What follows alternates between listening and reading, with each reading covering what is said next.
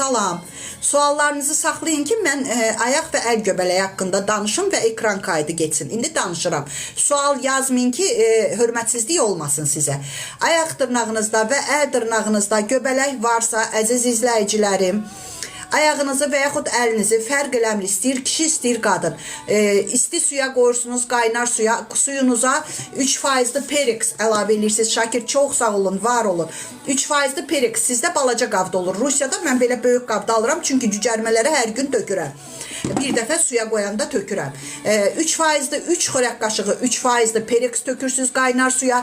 Ayağınızı və yaxud əlinizi fərq eləmir, qoyursunuz suya. Gözəl bacılarım və yaxud dəyərli qardaşlarım, fərq eləmir. İkiniz də eləyə bilərsiniz. Suda qalır, xeylax qalır. Sudan çıxardırsınız. Ayağınızı quru pambıq əski ilə, təmiz əski ilə qupquru quruluyursunuz. Dırnaqlarınızda lak olmalı deyil, qızlar. İstəyir ayaq dırnağınız, istəyir əl dırnağınız, eynidir.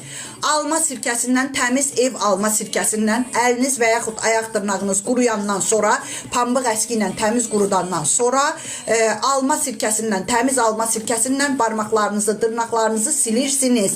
Lak olmamaq şərti ilə yaxşı silirsiniz.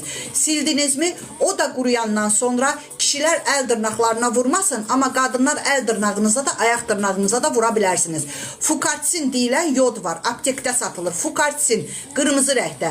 Onu ayaq dırnağınıza, əl dırnağınıza vurursunuz, qızlar. Qırmızı lak kimi görünəcək dırnağınızda.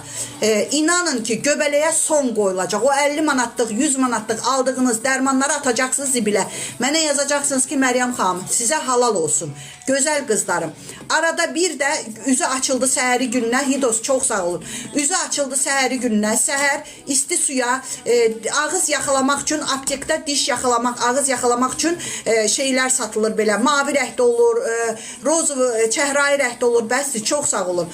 Ağız yaxalamaq üçün, ağız diş gigiyenası üçün suya onu tökürsünüz birazını, ayağınızı və yaxud əlinizi qoyursunuz onun içinə səhəri günü. Qupquru quruyandan sonra çıxardırsınız. Dağlar oğlu, çox sağ olun. Yenə də əlinizi, dırnağınızı, yenə də məndə dərman yoxdur, salam. Dırnağınızı, əlinizi yaxşı qupquru qurulayandan sonra bir də alma sirkəsindən silirsiniz. Yodun adı Fukartsindir. Aptekdə satılır. Qırmızı rəngdə yoddur.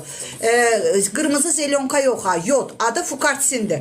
Əzizlərim, bir gün istirahət verirsiniz, bir gün yenə bu sirkə Perixli suya qoyursunuz, yenə qupquru qurudursunuz, təmiz naskı geyinirsiniz, ayağınız tərləməsin. Ayaqqabınızı da geyinəndə Teymur pastanın spreyi var, fıskırdan. Həm göbələyin qarşısını alır, həm də ayağınızı tərlətmir.